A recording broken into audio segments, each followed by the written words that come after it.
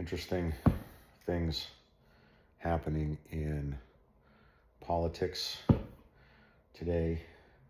Lots of deals being signed, apparently, or on the verge of being signed by our president.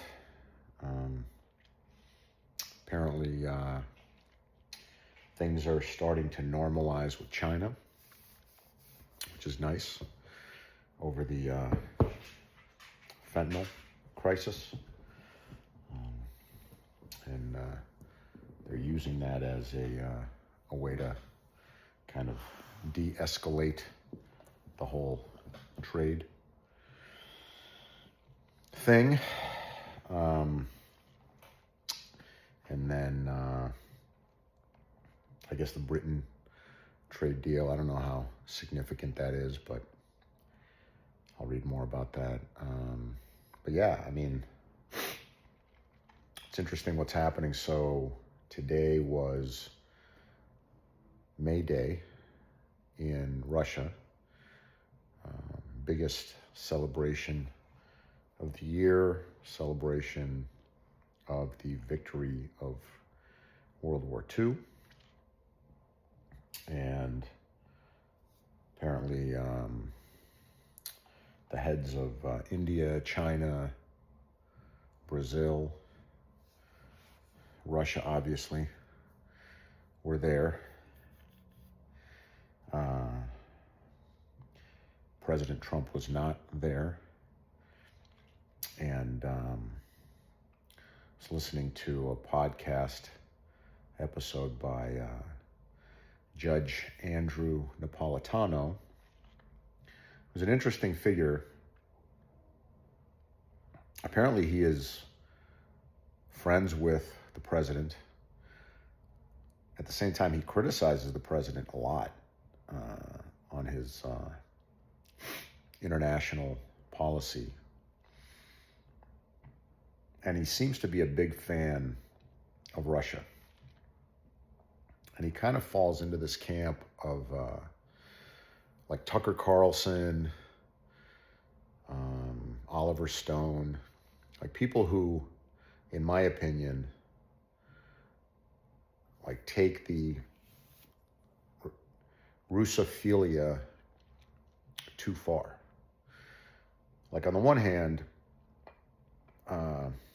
Oliver Stone, Tucker Carlson, people like this like to talk about the fact that, you know, Russia basically won World War II, which, you know, is probably true. I mean, it is true that they lost like 20 million men facing down Hitler, made the greatest sacrifice out of any country in fighting Hitler. So that part's true. You know, I don't think it's true. I mean, they didn't single-handedly win World War II, but probably wouldn't have been won without them. Certainly not at the point when it was. And then they like to talk about how the West has repeatedly encroached on its promises to keep NATO from moving east, which I'm sure is also true. So, you know, those things are true and they're documented. They can be proven. But then these people kind of, I feel like they go further than that. And they like make a hero out of Putin and just like basically almost act like Russian patriots, and as though like just the U.S. is wrong and Russia is great and like are just, you know, they're big fans of Russia, which there's no law against that, but it's kind of weird. It's like, you're not Russian. Like, why do you like this country so much?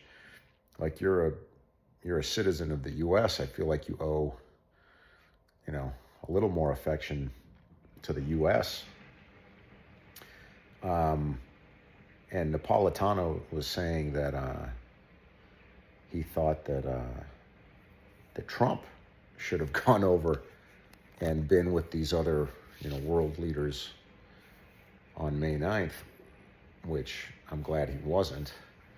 I think that would have been ridiculous. It also would have been, a spit in the face of Ukraine.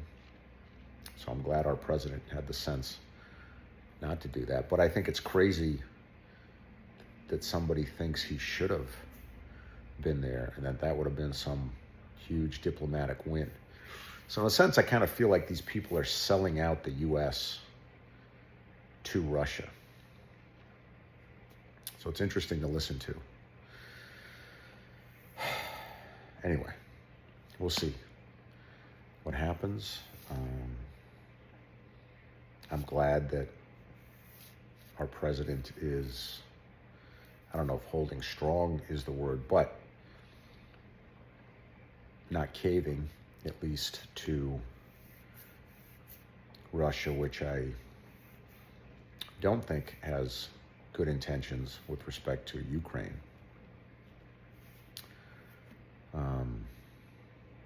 We'll see where it goes. If peace is possible, if they want peace. That's the other piece, like these people are painted as though, like in the current moment, Ukraine doesn't want peace and Russia supposedly does. When I think it's actually the opposite.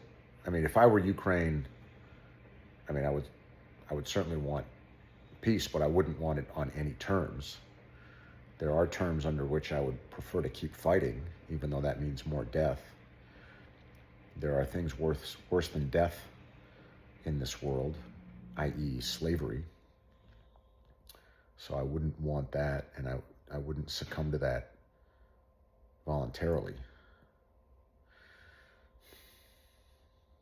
And those are words that Tucker Carlson himself has said, but I don't know if he applies those to the principle of Ukraine versus Russia. So, we'll see.